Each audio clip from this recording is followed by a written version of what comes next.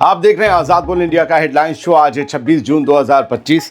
मैं हूं आदिल खान आजाद और दुनिया के सबसे बड़े अखबारों और पोर्टल से चुनी गई कुछ बड़ी खबरों को आपके सामने रखेंगे इस प्रोग्राम में, जिन्होंने आज सुर्खियां बटोरी। इस शो में आज आप देखेंगे गजा पर फिर छाया भुखमरी का खतरा, कुर्सी छीनने के डर से नेतन्याहू ने मदद भेजने पर फिर लगाई बंदिश। गजा में अब पानी भी नहीं हो रहा मयस्सर, यूएन ने दी प्यास से लोगों के मरने की वार्निंग। आईडीएफ ने मिशन किया तेज, सुबह से लेकर अब तक गजा में 44 फलस्तीनियों की शहादत। हमास का नया दावा, खान यूनिस में इस्राएली फौजियों की मिलिट्री गाड़ी उड़ा दी। डेमोक्रेसी के झंडा बरदार ट्रंप की नई हरकत, इस्राएली अदालत से कहा नेतन्याहू पर करप्शन समेत हर मुकदमा रोका जाए। ईरानी आर्मी के चीफ ऑफ स्टाफ का दावा, हमने दुश्मन को तोड़ के रख दिया। तेहरान में जगह जगह मनाया जा रहा जीत का जश्न। और इस्राएल को ईरान ने दिया बड़ा नुकसान, 12 दिन की जंग में $20 बिलियन के नुकसान का दावा। ये थी कुछ हेडलाइंस, खबरें से ज्यादा होंगी। शुरुआत करते हैं। इस्राएल ने फिर से गजा की रोटी छीन ली है। नेतन्याहू ने अपनी कुर्सी बचाने के लिए एक पूरी कौम को भूखा मारने का प्लान बनाया है।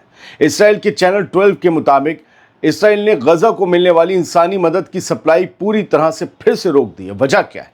वजह है वही पुरानी कहानी, हमास मदद चुरा रहा है। लेकिन सवाल ये उठता भैया, जब मदद बांटने वाले खुद इस्राएली और अमेरिकन एनजीओज के लोग हैं या मर्सिनरीज हैं, जो भी इल्जाम है उन पर, तो हमास तक मदद पहुंच भी कैसे सकती है? क्या तुम ही खुद दे रहे हो मदद? अब कोई मदद आम इंसान लेके हमास को दे दे, उसे तो तुम कभी नहीं रोक सकते। हमास के लोग तुम्हारे एड सेंटर्स पे आके मदद ले रहे हैं। ये वही एड सेंटर्स हैं जिन्हें यूएन और बाकी इदारे कत्लगाह कह रहे हैं कि यहां पर बुलाकर मदद के नाम पर आम लोगों को रोज गोली मारी जा रही। आज भी हुआ। यानी हमास का नाम सिर्फ एक बहाना है। क्या असल मकसद है पॉलिटिकल प्रेशर से बचना और नफरत की सियासत चमकाना? क्यों? मैं ये क्यों कह रहा हूं? कहानी यहां खत्म नहीं होती, वजह यहीं पर अड़ी है। ये फैसला तब लिया गया है, गजा की मदद फिर से बंद करने का फैसला तब लिया गया है जब इस्राएल का फिनेंस मिनिस्टर, वो जो कट्टरपंथी है बेजलेल स्मोट्रिच, उसने धमकी दी कि अगर गजा को मदद देना नहीं रोका गया तो वो हुकूमत से अलग हो जाएगा। बस नेतन्याहू ने फौरन मदद रोक दी। सवाल ये है कि जब पूरी एक कौम के बच्चों को भूख से मरने दिया जा रहा हो, तो क्या ये जंग है या ये सियासत का खूनी तमाशा है? नेतन्याहू की हुकूमत कह रही है कि हम फिर से देखते हैं कि हम ये पक्का करेंगे कि हमास के हाथ में मदद ना पहुंचे, तब हम मदद भेजेंगे। भाई पहुंच कैसे रही है? सेंटर्स पे से तुम हो खड़े हुए हैं। ये झूठ के सिवा और क्या है? हम बढ़ते हैं आगे। अब सिर्फ रोटी नहीं, गजा में पानी तक मैसर नहीं है। प्यास से मरने का खतरा अब बढ़ता जा रहा है। UNRWA यानी कि यूनाइटेड नेशंस की फ़लस्तीनी रिफ्यूजीज एजेंसी ने एक खौफनाक वार्निंग दी है। गजा का वाटर सिस्टम टूटकर बिखर चुका है, पानी का निज़ाम तबाह है और अगर हालात न बदले तो लोग प्यास से मरने लगेंगे। ये 26 जून की खबर में पढ़ रहा हूँ। ये हालात हैं आज गजा के। UNRWA के मुताबिक गजा में बस 40% पानी के प्लांट काम कर रहे हैं। 40% पानी के प्लांट्स। फ्यूल यानी कि पेट्रोल या गैस की सप्लाई पर 100 दिन से बंदिश लगी हुई है। हालात और भी खराब कर दिए गए। इससे वाटर प्लांट्स ठप पड़े, वो चल नहीं रहे क्योंकि बिजली की लाइनें तो 7 अक्टूबर 2023 के हमले के बाद ही पहले ही हफ्ते में खत्म कर दी गई थी। लाइट नहीं है 21 महीने से गजा में। प्लांट्स गैस और पेट्रोल पर डिपेंडेंट है, वो बंद है। बम्बार्डमेंट और फोर्स डिस्प्लेसमेंट यानी ज़बरदस्ती लोगों को निकाल देना, इसने पानी के रिसोर्सेज को या तो तबाह कर दिया है या उन तक पहुंचना नामुमकिन कर दिया है लोगों का। पानी यहाँ है, लोग वहाँ कैसे आएंगे?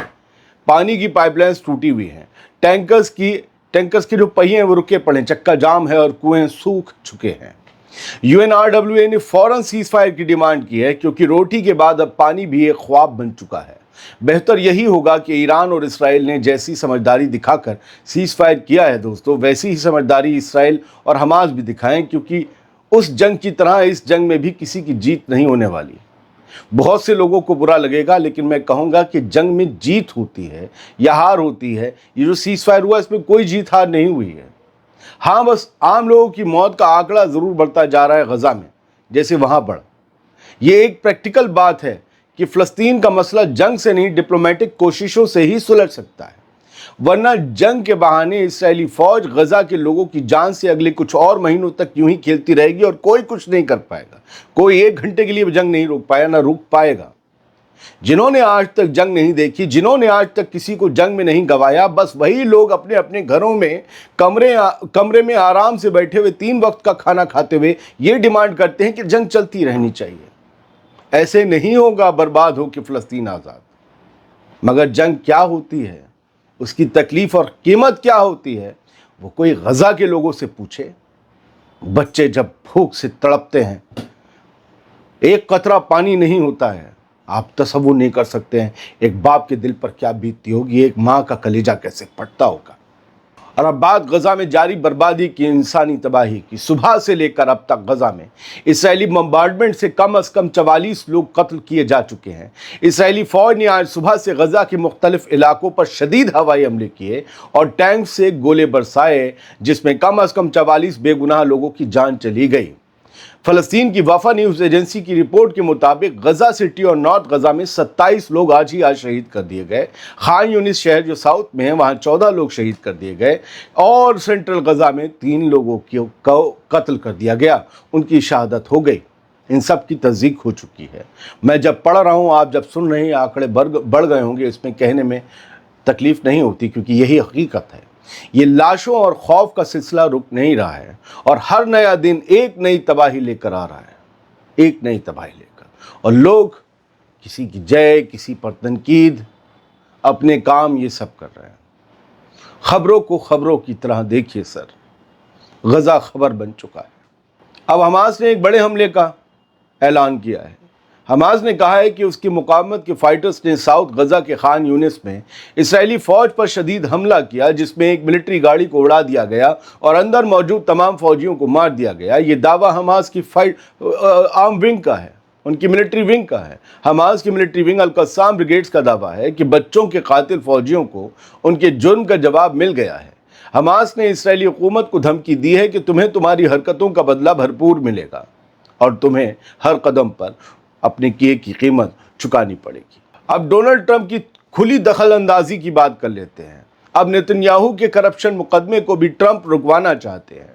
यह अदालत में दखल है। अमरीकी सदर डोनाल्ड ट्रंप ने ट्रुथ सोशल पर एक ऐसा बयान दिया जिसे लोग बेशर्मी से भरा बयान कह रहे हैं और कहा कि इजरायली वजीर आज़म नेतन्याहू का करप्शन ट्रायल ख़त्म करने या उन्हें माफ़ी देने की मैं मांग करता हूँ और ये कर देना चाहिए।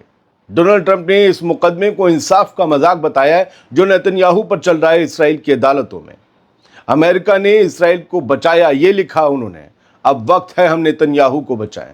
अमेरिका ने इसराइल को बचाया, अब उनका कहना है कि अगर हम ईरान को तबाह ना करते, ईरान की न्यूक्लियर फैसिलिटीज़ को तबाह ना करते, ईरान के मिसाइल ज़ख़ीरे को तबाह ना करते, तो वो कल इसराइल को तबाह कर डालता। तो हमने ईरान पर हमला बोल के पहले इसराइल को बचाया और अब हमारा फ़र्ज़ है कि हम नेतन्याहू को बचाएंगे। डोनाल्ड ट्रंप ने इसे सिगार्स, बग्स बनी के खिलौने और गैर ज़रूरी इल्ज़ामात वाला मामला कहकर मजाक बना डाला नेतन्याहू के मुकदमे को, जबकि यही मुकदमा है जिसमें नेतन्याहू पर रिश्वत, धोखाधड़ी और ओहदे का नाजायज़ इस्तेमाल करने जैसे संगीन इल्ज़ामात लगे हैं। डोनाल्ड ट्रंप ने लिखा, नेतन्याहू एक जंगजू हीरो हैं, उनका ट्रायल फ़ौरन ख़त्म हो या उन्हें माफ़ कर दिया जाए। यही ट्रंप हैं जो खुद भी कानून से भागते नज़र आते थे और अब दुनिया की सबसे पुरानी डेमोक्रेसी इसराइल के अदालती निज़ाम में भी दखल दे रही है, सिर्फ इसलिए कि उनका अजीज़ दोस्त मुश्किल में है। सवाल ये है कि क्या अब अमेरिका का सदर तय करेगा कि किस मुल्क की अदालत किसको सज़ा दे और किसको छोड़ दे। ये सिर्फ एक सियासी दोस्ती नहीं है दोस्तों, बल्कि इंसाफ और जमहूरियत का खुला मजाक है और जमहूरियत पर खुला हमला भी है। अब कुछ खबरें स्क्रीन से देख लीजिए। ईरान की आर्मी के चीफ ऑफ स्टाफ ने यह ऐलान किया है कि हमारी जीत हमारे जाबाजों की वजह से हुई, जिन्होंने इसराइल को तोड़ कर रख दिया, और हमारी आर्म्ड फोर्सेस अनशेकेबल हैं। मतलब उन्हें कोई हिला नहीं सकता, उन्हें कोई कमज़ोर नहीं कर सकता, उन्हें कोई मिसमार नहीं कर सकता, मार नहीं सकता। टॉप कमांडर हैं ईरान के और इन्होंने ये दावे किए हैं। दावे मैं इसलिए कहूँगा कि दोनों तरफ से यही दावे चल रहे हैं। मेजर जनरल अब्दुल रहीम मुसावी ने स्टेटमेंट दिया जुमेरात की रात और कहा कि हमारी आर्म फोर्सेस ने बहुत शानदार और बहुत मजबूती से मुकाबला किया।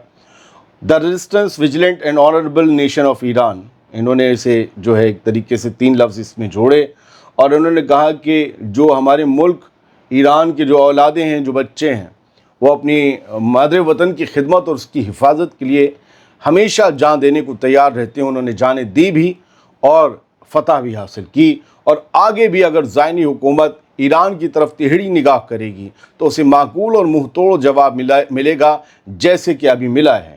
انہوں نے دعویٰ کیا کہ 12 دن کی جنگ میں زبردست طریقے سے ہم نے اسرائیل کا نقصان کیا، لیکن اسرائیل کی میڈیا پر سینسرشپ کی وجہ سے despite widespread media and propaganda censorship the evidences of destruction left behind and in the occupied territories، کہ مقبوضہ علاقوں میں فلسطین کی زمینوں پر جو اسرائیل کے قبضے ہیں، ان علاقوں پر جو انہوں نے اپنے شہر اور سیٹلمنٹس بنا لیے ہیں، جہاں ہماری میزائلیں برسی ہیں، وہاں جو نقصانات ہوئے ہیں ان کی میڈیا نے چھپا لیے ہیں۔ میڈیا سینسرشپ کی وجہ سے بہت ہی کم نقصانات کی تصویریں سامنے آئی ہیں۔ ہم نے جم کر اسرائیل میں تباہی مچائی ہے، تو یہ ایرانی چیف آف سٹاف کا دعویٰ ہے۔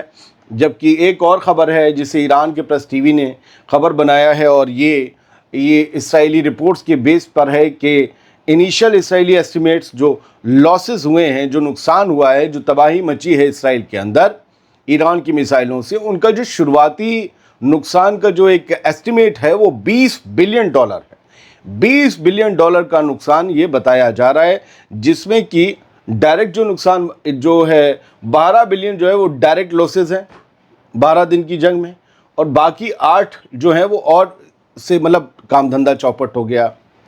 یا $12 بلین میں کیا ہے؟ ڈائریکٹ ان کے انٹرسیپٹرز جتنے یوز ہوئے جو ایرانی میزائلوں کو روکنے کے لیے ہوئے، پھر ایران نے جو ان کے کچھ ہتھیاروں کو یا ایئر ڈیفنس کو نقصان پہنچایا وہ، جو ملٹری ان کی فیسلٹیز پر اٹیک کیا وہ، یہ سب ہیں۔ $8 بلین اور بھی پبلک کے یہ جو سب تباہی ہوئی، بستیاں وغیرہ اور گاڑیاں اور بھی چیزیں ہیں، تو ٹوٹل $20 بلین کا نقصان ہوا ہے۔ اور اس میں بتایا ہے کہ اب جو ہے اسرائیلی military is now seeking an extra 40 billion shekels, اسے اب میں ڈالر کی بات کر رہا تھا، اب یہاں شیکلز کی $40 بلین شیکل یعنی $11.7 بلین اب اسے ایکسٹرا چاہیے تاکہ وہ اپنے ہتھیار پھر سے جمع کر سکے، ری اسٹاک آرم سپلائز، پرچیز ایڈیشنل انٹرسیپٹرز، اور ایکسٹرا جو ہے انٹرسیپٹرز خرید سکے جو میزائل روکنے میں کام آتے ہیں۔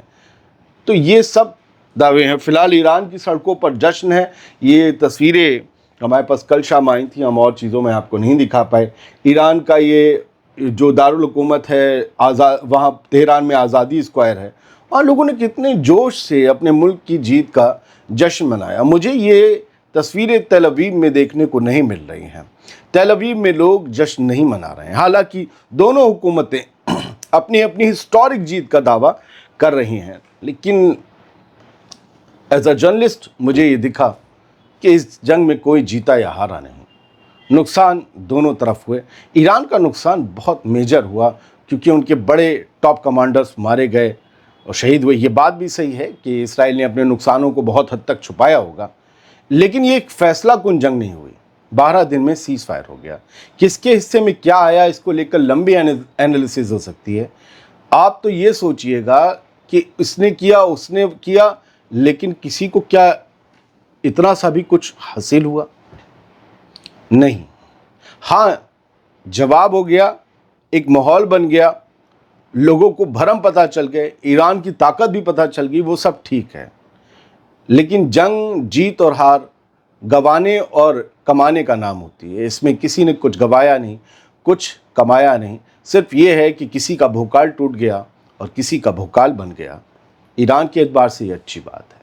بہت بہت شکریہ، سلامت رہیے، خوش رہیے۔